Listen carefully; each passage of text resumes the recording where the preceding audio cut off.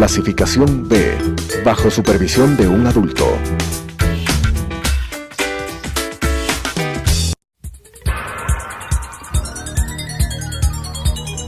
Las opiniones vertidas en este espacio por la producción y dirección del programa son de exclusiva responsabilidad de sus autores y de quienes intervienen en ellos.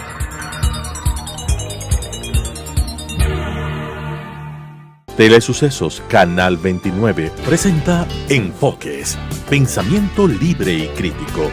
Día a día buscaremos diferentes visiones para la comprensión de la realidad del tercer milenio. Enfoques, un espacio que une noticia, análisis y opinión.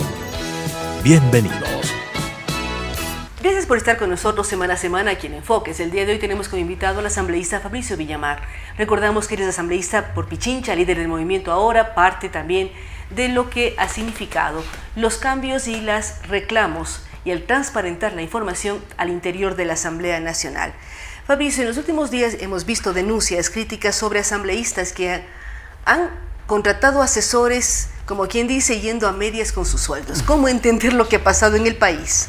Yo creo que esa es una práctica que evidentemente viola los derechos de los trabajadores.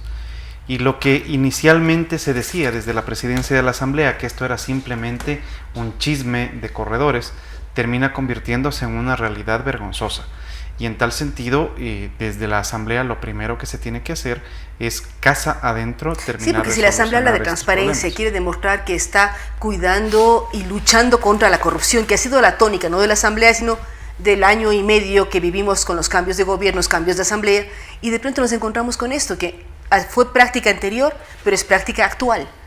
Bueno, es que ese es el problema, porque si es que se dice que fue práctica anterior, y tienes legisladores que han estado 2, 3, 4 periodos y no hicieron nada sobre esto, evidentemente de alguna manera legisladores son que sabían, ¿no? pero no hacían esta práctica. Sí, pero si es que no la combates y la sabes, también eres corresponsable. Esto que el decir corresponsable, el denunciar, el avanzar, ¿cómo lograr? Una cosa es la denuncia en la Asamblea y el tema fiscalización casa adentro, pero ¿eso dónde debería ser tratado en la parte ya jurídica, judicial? Lo mejor que hubiera podido pasar es que se trate este tema en un proceso de autodepuración. En tanto, las normas hechas por Alianza País impiden que, no importa si es que tú le encontraras a un legislador en la comisión de un delito, no puedes separarle directamente de la Asamblea, hay que seguir el trámite judicial. Y el trámite judicial implica la determinación de las probables responsabilidades, luego el pedido de levantamiento de la inmunidad y luego la justicialización. Pero también hay que proteger a los testigos, a quienes están demostrando a través de chats, a través de depósito en cuentas, que efectivamente la práctica ha estado dada.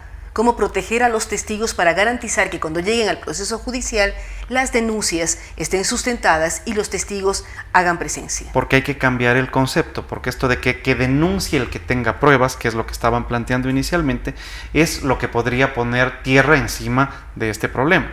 Entonces, sacas la posibilidad de que sea el que denuncien los afectados, para que esto sea parte de una investigación profunda de parte de la Contraloría y de la Unidad de Análisis Financiero, y que ellos entregan la información levantada a la Fiscalía y es la Fiscalía la que determina. Y esto significa revisar o levantar el sigilo bancario de todos los asambleístas más sus cónyuges y ver cómo han recibido los dineros. Pero es que esto está levantado ya desde el día que te posesionas. Es decir, una vez que te posesionas, tú firmas un documento en la Contraloría en la que abres el sigilo de tus cuentas. Entonces, no es que se necesita una autorización para eso. Eso está dado. Eso está dado. Lo que se necesita es un examen especial, en el caso de la Contraloría, para determinar si es que existen incorrecciones administrativas. Y por parte de la Unidad de Análisis Financiero, para determinar si es que existen cruces entre las cuentas de los empleados y las cuentas de los asambleístas. Toda esta investigación, ¿cómo echarla hacia adelante? Porque no queremos que se denuncie. El problema del país es que todos los días nos levantamos con un escándalo nuevo. La semana pasada de pronto descubrimos que la base en Manta tiene 1 tonelada de cocaína, pero al mismo tiempo se encuentra otra tonelada en Guayaquil. Entonces, ¿cómo hacer para que esto siga su curso y no quede en los recordatorios de escándalos en el país? Lo principal es evitar precisamente eso, que este sea el escándalo de la semana y que la próxima semana pasemos de escándalo. Yo creo que en esto se tiene que mantener como objetivo que hay que ir hacia un proceso de depuración de la Asamblea. Y una vez que la Asamblea, el primer interesado en tener este proceso de depuración debería ser la misma Asamblea. Y por eso es la Asamblea la que debería aprobar la resolución que yo he presentado y que no la han puesto en el orden del día, que permite esta investigación cruzada. Es decir, la resolución que presenta el asambleísta Villamar debe estar dentro del orden del día durante los próximos días para que eso sea autorizado. Exactamente. Es decir, el primer paso es ese al interior de la Asamblea. Como una muestra de transparencia necesaria. Porque aun cuando no lo hiciera el Pleno de la Asamblea, siempre tú, yo, las personas que nos están viendo, tienen su derecho de petición y siempre podrían ir a la Contraloría a pedir que se analice este caso. Pero es importante el depurar la Asamblea y que la propia Asamblea haga lo que ha estado diciendo, transparencia, lucha contra la corrupción y todos estos puntos.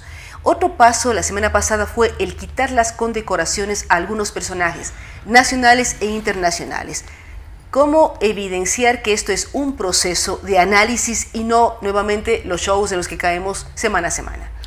Yo creo que hay que ser muy cuidadoso con esto del tratamiento del show. A eso es a lo que apela siempre la gente de Alianza País. Decir que cada vez que se presenta un caso que les golpea a ellos, eso es un show.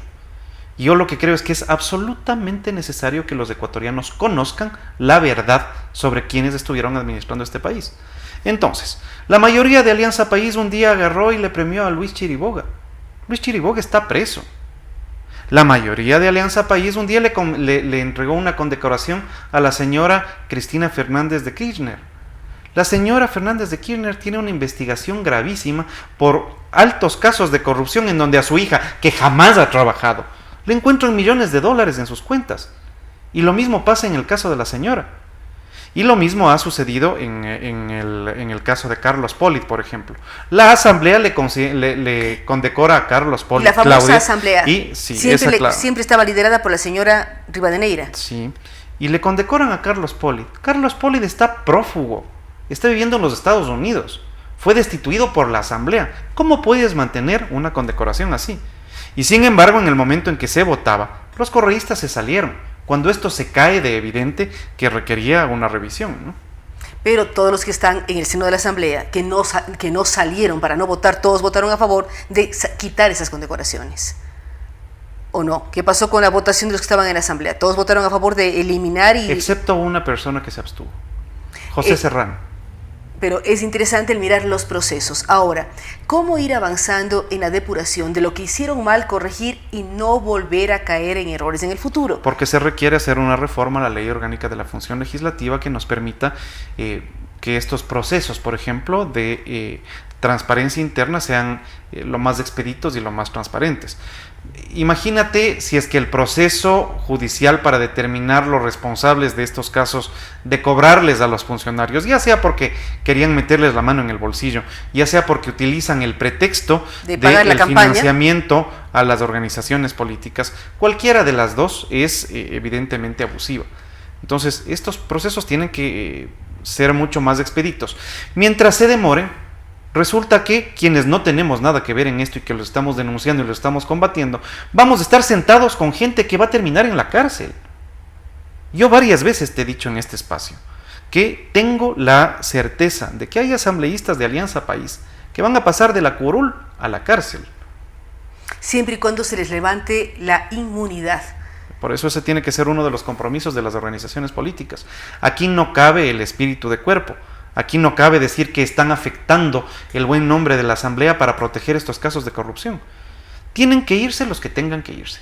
Y a eso quisiera ir. ¿Cómo no afectar el prestigio de la Asamblea, que ha sido este año duramente golpeada? Porque lo que hacen sus integrantes involucra a la Asamblea en general. ¿Cómo lograr mejorar la imagen de la propia Asamblea, que es el principal poder del Estado? Que comenzando por sacar a esta gente que no vale la pena que esté ahí. Pero esta gente no llegó así solita, pues. Por esta gente alguien votó. Entonces, parte de las cosas que se necesita es transparentar exactamente a quién mandan a los procesos electorales. ¿Qué es lo que se preocupa, la preocupación de la ciudadanía en general? Vemos que en el Consejo Municipal tenemos concejal con grillete. ¿Qué pasa si en la Asamblea tenemos asambleístas con grillete? No nos podemos dar ese lujo, Claudia. No es correcto. No es correcto, pero es la preocupación el decir, ¿Va a pasar o esto Pero eso puede es lo que suceder? estoy diciendo. Lo que se tiene que hacer es que el proceso de determinación de responsabilidades sea lo más rápido posible, ya que nos toca recurrir a la justicia para la depuración de la Asamblea. Lo deseable hubiera sido lo que también te decía, que este proceso sea llevado internamente en la Asamblea, pero las normas no lo permiten. ¿Normas creadas por quién? Por la Asamblea anterior. En mayoría de Alianza País. Bueno, esa es la realidad que tenemos que enfrentar. Y por eso, mientras dure el proceso, tendremos que tener ahí gente que está metida en casos de corrupción.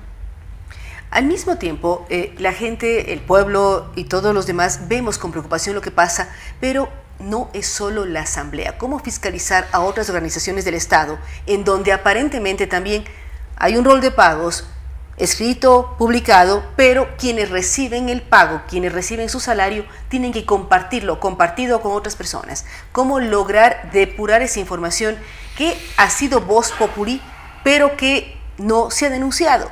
Espero que la empresa privada no esté involucrada también en esos temas. En Sería los días gravísimo ese anteriores tema. me ha llegado información de que lo que estamos combatiendo en la Asamblea también está pasando en las instituciones públicas sujetas al Ejecutivo. He presentado los casos de el SECAP, por ejemplo. El día de ayer me llegó una denuncia sobre la CNT, la empresa de telecomunicaciones. Me han contado que hay estos casos en municipios y nos piden que actuemos en municipios. Tú comprenderás que la Asamblea no es el ámbito para hacer fiscalización en los municipios. Sin embargo, la gente recurre a nosotros para que tratemos de arreglar los temas de corrupción en los municipios. Porque están mirando a la asambleísta Porque resulta, como quien destapa el lío, ¿no? Sí, pero esto tienes que leerlo mucho más ampliamente. Esto resulta que nos dice que esta es una práctica generalizada en toda la República del Ecuador. Lo cual es gravísimo. Sí, señor. O sea, ¿qué pasa con esquemas de valores, respetos, temas éticos? Entonces, lo que estamos combatiendo en la Asamblea también tiene que ser combatido pues en el Ejecutivo y en cada uno de los municipios. Tú mencionabas el hecho de que hay que reformar la ley orgánica de la función legislativa. ¿Qué nomás está pendiente de la ley que norma internamente la función? Porque varios asambleístas coinciden en que hay que reformarla. ¿Qué proceso está pendiente? ¿Qué se debe hacer para conseguir una reforma que hasta permita la autodepuración, la autofiscalización, pero además que sea un organismo, una función mucho más rápida y eficiente? Bueno, eso es una parte, porque eso es solamente para el trámite interno de las cosas que pasan en la Asamblea. Más importante que eso es que la ley orgánica de la función legislativa tiene que permitir nuevamente que el proceso de legislación se haga en el Pleno, pues. Porque ahora lo que se hace es que la legislación se hace en las comisiones. Y de las comisiones lo que te mandan al Pleno es un informe. Y el Pleno lo que aprueba es el informe. Y por lo tanto los únicos que habrán legislado son los 11, 12 o 13 miembros de la comisión. Y parte de las cosas que se requiere es volver a tener la capacidad de votar artículo, por ejemplo. Sí, porque ahora se vota ley completa. Exactamente. Ni siquiera ley completa, Claudio. Lo que se vota es el informe. El proceso de reforma ya salió de la comisión. Entonces, ¿cuál papel juega en este caso el Pleno de la Legislatura si no tiene la capacidad de revisar, analizar artículo por artículo la ley completa y por lo tanto poner sus preocupaciones o las modificaciones necesarias? Ese es el problema, porque cuando llega a la Asamblea, cuando llega al Pleno de la Asamblea, la única persona que tiene facultad de modificar el texto original de la ley no son los 137 asambleístas, sino el ponente del proyecto. Entonces, finalmente, la capacidad de incluir o no un artículo. La decisión de incluir o no, ya no es solo capacidad, es decisión del ponente. Exactamente. Entonces, esta capacidad está dada por la ley, pero solamente se ejerce la capacidad en función de la decisión. Si el que está presentando el proyecto no quiere ponerlo, no lo pone nomás, pues. ¿Es esto lógico en términos de la calidad de la legislación del Ecuador o de hacer respetar la representación de los ciudadanos? No. Esto es la parte de las cosas que hay que cambiar.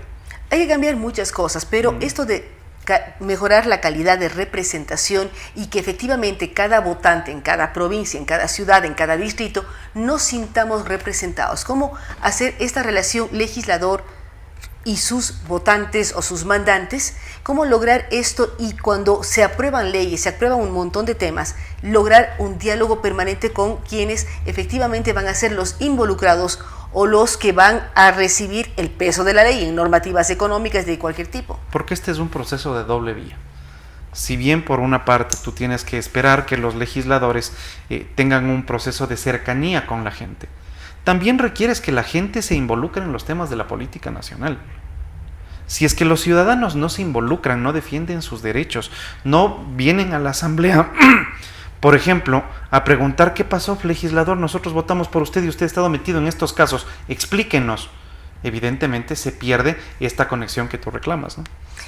Y dentro de esto, el hablar de cambiar la ley orgánica interna de la Asamblea, ¿qué pasa o qué proyectos hay para el cambio? Primero, para que los legisladores tengan la calidad de legisladores y no solamente sean las comisiones las que deciden o el ponente el que decide qué modifica o no de una ley. ¿Qué falta en el proceso de modificar la ley orgánica de la función legislativa? Hay un proyecto que fue presentado en el año 2016, si no me equivoco, y que fue vetado por Correa.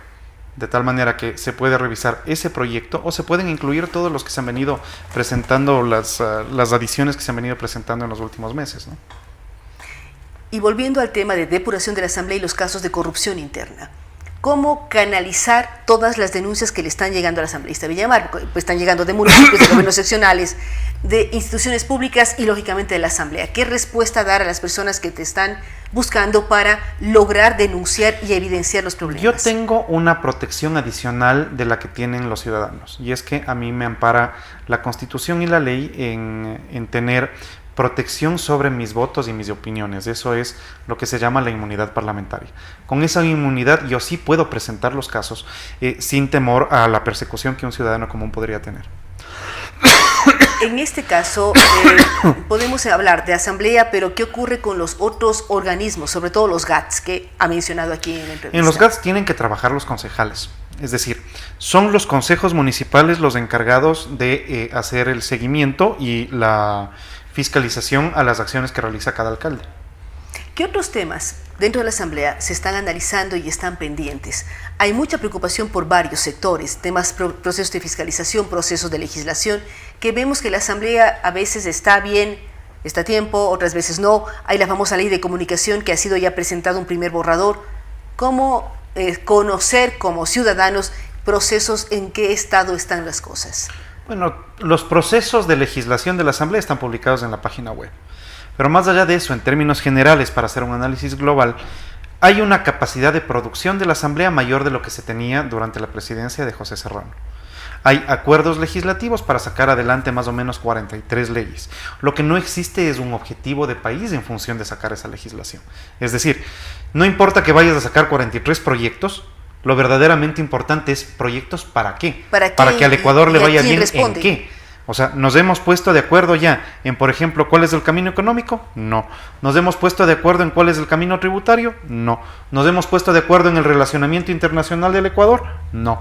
Esos son los grandes temas que se tienen que discutir, porque puedes procesar leyes, pero si es que estas leyes no están atadas a un objetivo de país, simplemente son actos inconexos que no te garantizan el desarrollo del Ecuador. Pero ¿cómo lograr que entre Asamblea, Poder Legislativo y Ejecutivo, que liderado por el presidente, se genere política de Estado clara? Queremos esto en economía, queremos esto en producción, queremos esto en relaciones internacionales, esto en salud o educación. Porque lo primero que necesitas es saber el estado real del Ecuador.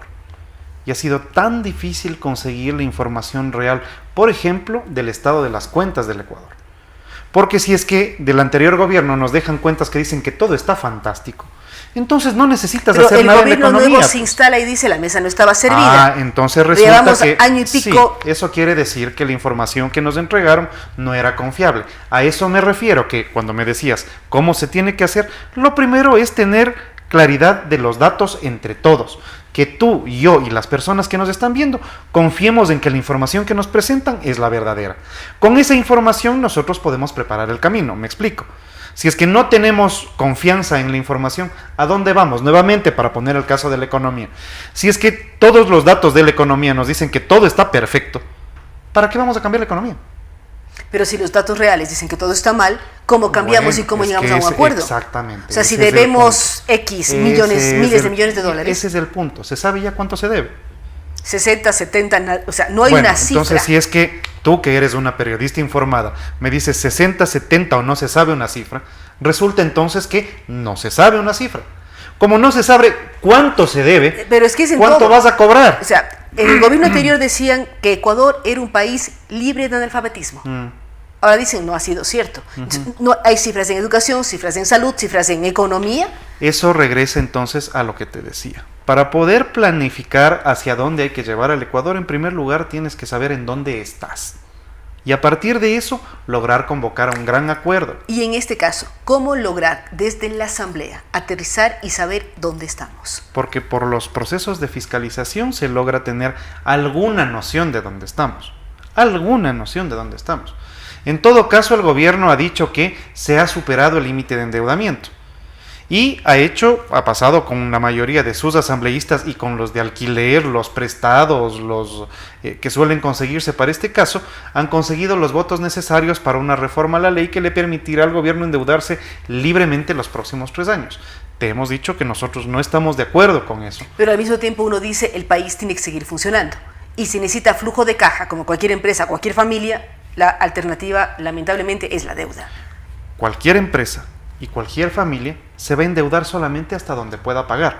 O cualquier empresa y cualquier familia van a terminar en bancarrota o con prisiones. Por eso es importante saber cuál es la capacidad real de repago del Ecuador y que estos recursos que se utilicen no te sirvan para seguir en el despilfarro o en la corrupción, sino para poder sacar al Ecuador del hueco económico en el que está. Son varios temas que hemos tratado.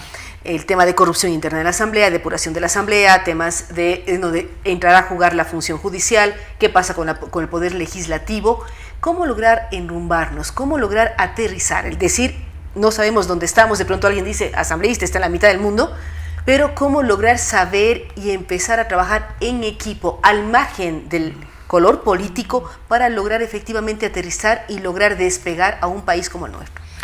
Yo creo que se requieren grandes acuerdos. En primer lugar, por ejemplo, para la recuperación de la ética pública. Si es que hay algún funcionario que, por ejemplo, está prestando el nombre para ir al fin de mes solamente cobrar y repartir su sueldo, también es culpable, pues. Porque ese también es un acto de corrupción. ¿Cómo se llamaban hace 30 años esos? Los pipones. Los pipones. Y los pipones que habían hace 30 años, todavía hay. Yo pensé que iba a decir, esos pipones eran bastante flacos, los de ahora son más gordos. Y de cuando en cuando se hacen necesarios estos procesos de depuración. A esos pipones se los tuvo que, a los de hace 30 años, se los tuvo que sacar por un proceso de depuración en el Congreso para destituir a toda la red Peñaranda, ¿te acordarás? Sí, pero también uno recuerda las denuncias de Cecilia Calderón en contra del expresidente de la Asamblea y el señor interino Fabián Alarcón sobre los pipones que el señor Alarcón manejaba. Hay varias historias de por medio. Claro, y por eso mismo fue que Fabián Alarcón terminó preso, pues. Entonces, no es que esto puede quedarse así. El Ecuador ya ha tenido experiencias anteriores en donde este tipo de ilícitos tienen que conducir a una sanción. Ojalá la primera parte de la sanción sea la separación de estos malos funcionarios de la Asamblea. Y por otra parte, ojalá estos procesos de depuración les lleven a algunos a la cárcel. Lo que no podemos permitirnos es que el día de mañana cambias de programa y cambias de escándalo y la República se olvidó de esto que es importante. Es importante que tener buena memoria y hacer que quienes han cometido errores realmente los corrijan, los mejoren y en caso de ser necesario, como dice la asambleísta Villamar, vayan detenidos quienes han lucrado de los fondos públicos de manera indebida. Es muy importante lo que él habla de buscar que el Ecuador recupere la ética pública. Yo pensaría más allá, el Ecuador debe recuperar la ética en toda la extensión de la palabra en todos los sectores. Queremos agradecer a la asambleísta Villamar su presencia en este programa, a ustedes que nos siguen semana a semana y recordarles que pueden mandarnos sus sugerencias a través de las redes sociales, tanto de Telesucesos como de Claudia Arteaga S. Nos vemos la próxima semana. Las opiniones vertidas en este espacio por la producción y dirección del programa son de exclusiva responsabilidad de sus autores y de quienes intervienen en ellos.